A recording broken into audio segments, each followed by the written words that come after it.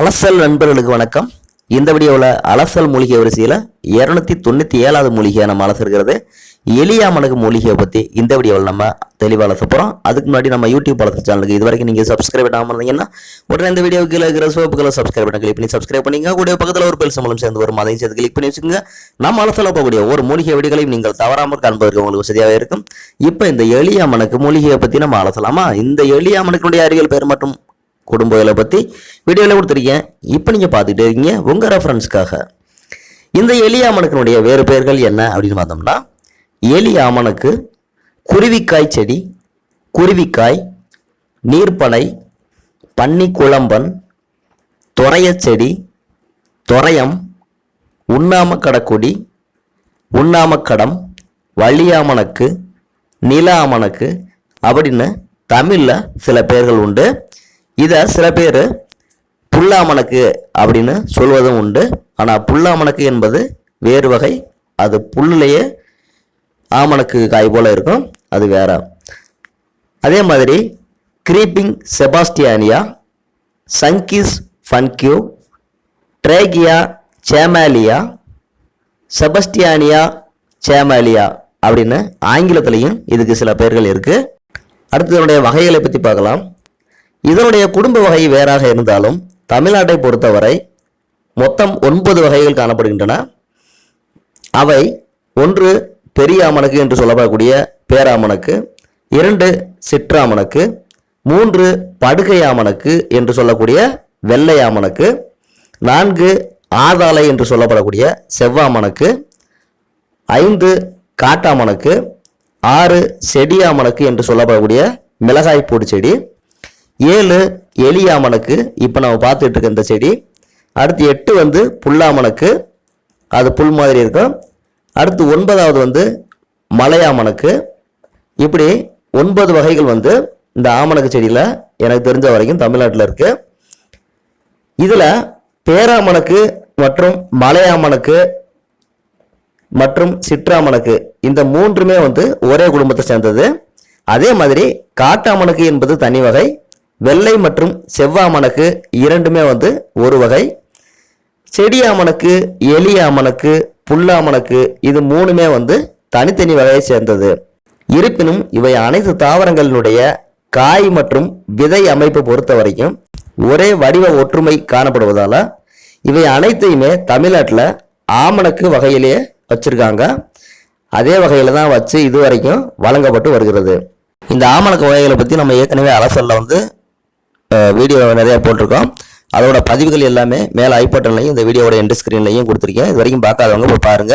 இன்னும் நம்ம அலசல்ல இந்த ஆமணக்கு வகைகளில் பார்க்காம இருக்கிறது ஆமணக்கு, மலையாமணக்கு, புல்லாமணக்கு இந்த 3 வகை தான். அதை பற்றி அடுத்தடுத்த அலசல்ல நம்ம பார்க்கலாம். அடுத்து இது எங்கெல்லாம் வளருது அப்படின்னு பார்த்தோம்னா, இந்த எலியாமணக்கு செடியானது பெரிய பாறைகளில் தேங்கியுள்ள மண், பாறை இடுக்குகள், வெப்பமான காடுகளில் உள்ள சரளை நிலங்கள், கற்கள் நிறைந்த நிலப்பகுதிகள், மலை அடிவார பகுதிகள், உழவு நிலங்கள், ஓடைக்கரைகள், குளக்கரைகள், தரிசு நிலங்கள் என பல பகுதிகளிலும் சற்று அரிதாக வளரக்கூடிய மூலிகை இனமாக இந்த எலியாமணக்கு உள்ளது. அடுத்து இதனுடைய அமைப்பை பற்றி கொஞ்சம் பார்க்கலாம். இந்த எலியாமணக்கு செடியானது அதிகபட்சம் 1 மீட்டர் அதாவது 3 அடி வரை உயரமாக வளரக்கூடிய செடி இனத்தை சேர்ந்த மூலிகையாகும். இது வறட்சியை தாங்கி வளரக்கூடிய மூலிகையும் கூட. இதை பார்த்ததும் நமக்கு கொளிஞ்சி செடியினுடைய தண்டுகள் தான் ஞாபகத்திற்கு வருகின்றன. ஆமாங்க, இந்த செடி கொளிஞ்சி போலவே பல கிளைகளாக பிரிந்து வளரக்கூடியது. அதே மாதிரி இதனுடைய தண்டுகளும் கொளிஞ்சி செடி போலவே கட்டுக்கம்பி போல வலுவாக உள்ளன. இதனுடைய இலைகள் மேலாண் நெல்லியினுடைய இலைகள் போல, ஆனால் அதை விட சற்று நீண்டுள்ளது. இதனுடைய பூக்கள் மிளகாய்ப்பூடு அதாவது செடி ஆமணக்கினுடைய பூக்களை அப்படியே ஒத்துள்ளன. இந்த பூக்கள் வெள்ளை அல்லது மஞ்சள் கலந்த நிறத்தில் உள்ளன. இதனுடைய காய்கள் செடி ஆமணக்கின் காய்கள் போலவே 3 பக்கங்களை உடைய காய்களாக உள்ளன. இதனுடைய காயினுடைய ஓர விளிம்புகளில் சிறு சிறு புள்ளி போன்ற முள் போன்ற அமைப்புகள் சிவந்த நிறத்தில் காணப்படுகின்றன. இந்த காயின் உள்பகுதியில் 3 மிகச்சிறிய விதைகள் காணப்படுகின்றன. இந்த காயினுடைய அளவும் மிளகாய் பூண்டினுடைய காயினுடைய அளவும் கிட்டத்தட்ட ஒரே அளவு தான் இருக்கிறது. ஆனால் மிளகாய் பூண்டில் தண்டை எந்த இடத்தில் ஒடித்தாலும் பால் வரும். இந்த எலியாமணக்கில் எந்த இடத்தில் ஒடித்தாலும் பால் வருவது கிடையாது. இந்த செடியில பாலே கிடையாது. இந்த செடிக்கு குறிப்பிட்ட சீசன் என்று எதுவும் கிடையாது. ஆண்டு முழுவதும் பூத்து காய்க்கக்கூடிய தன்மை உடையது. மழை காலத்தில் அதிகமாக இதை நாம பார்க்க முடியும். குறிப்பாக மலை அடிவாரத்தை ஒட்டிய பகுதிகளில் உள்ள புளிய மரங்களுக்கு அடியில் இதை நீங்க பார்த்தீங்கன்னா இதை அதிகமாக காண முடியும். அடுத்து இதனுடைய குணத்தை பற்றி பார்க்கலாம்.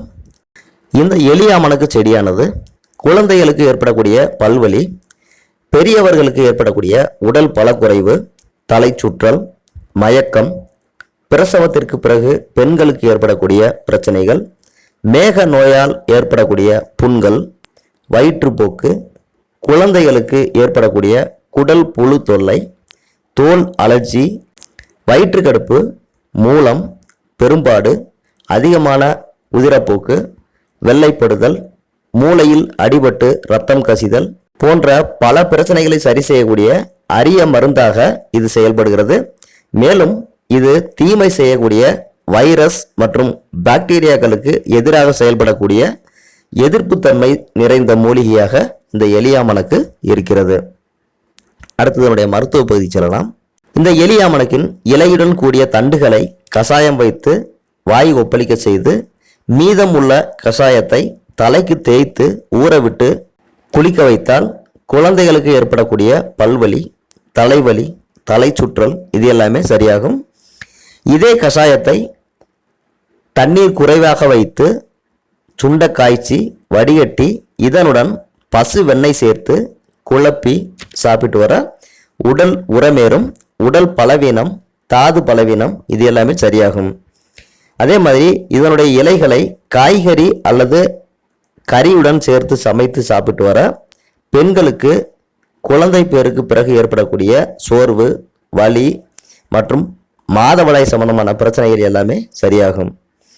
இதனுடைய இலைச்சாறு 1 ஸ்பூன் அளவு குடித்து வர வயிற்றுப்போக்கு, வயிற்றுக்கடுப்பு இது எல்லாம் தீரும். இதே சாறை மேக நோய் புண்களுக்கு தடவ சரியாகும். இந்த மூலிகை வேரை கஷாயம் வைத்து குழந்தைகளுக்கு குடிக்க செய்தால் வயிற்று புழுக்கள் இறந்து வெளியேறிவிடும். இந்த மூலிகை இலைகளுடன் மஞ்சள் சேர்த்து அரைத்து தடவி வந்தால் தோல் நோய்கள் சரியாகும். இந்த எலியாமணக்கினுடைய இலை சாற்றுடன் சிறிது தேன் கலந்து குடிக்க அதிக இரத்தப்போக்கு, வெள்ளைப்படுதல் மற்ற அலர்ஜிகள் யாவுமே சரியாகும். இதே இலைச்சாற்றுடன் நாட்டுக்கோழி சாறு கலந்து இதனுடன் சிறிது நெய் கலந்து சாப்பிட உடல் பலக்குறைவு, குறுக்குவலி, மூலம், கருப்பை கோளாறுகள், மூளையில் அடிபட்டு ரத்தம் கசிதல் போன்ற பல நோய்கள் சரியாகும். இந்த எலியாமணக்கு தன்னுடைய இனத்தை எப்படி விருத்தி செய்யுது அப்படின்னு பார்த்தோம்னா, வெயில் காலத்தில் இதன் முற்றிய விதைகள் வெடித்து சிதறுவதன் மூலம் இது தன்னுடைய இனத்தை விருத்தி செய்கிறது. இந்த வீடியோவில் நம்ம ஆமணக்கு வகைகள் ஒன்றான எலியாமணக்கு செடியை பற்றி அலசணும். இந்த எலியாமணக்கு வீடியோ உங்களுக்கு பிடிச்சிருந்ததுன்னா மறக்காம வீடியோவை லைக் பண்ணுங்க. இந்த வீடியோ சம்பந்தப்பட்ட கருத்துக்களையும் உங்களோட சந்தேகங்களையும் உங்களோட அனுபவங்களையும் கீழே கமெண்ட் செக்ஷன்ல சொல்லுங்க. இந்த வீடியோவை நம்ம நண்பர்களெல்லாம் ஷேர் பண்ணுங்க, அவங்களும் பயன்பெறட்டும். மீண்டும் இதே போன்ற ஒரு அருமையான அபூர்வமான அதிசயமான பல மொழியின் நலத்தோடு உங்களோட இணைந்து அலசும் வரை உங்களிடமிருந்து விடைபெற்றுக் கொள்ளும் நான் உங்கள் நல்லசாமி. வணக்கம் நண்பர்களே, நன்றி.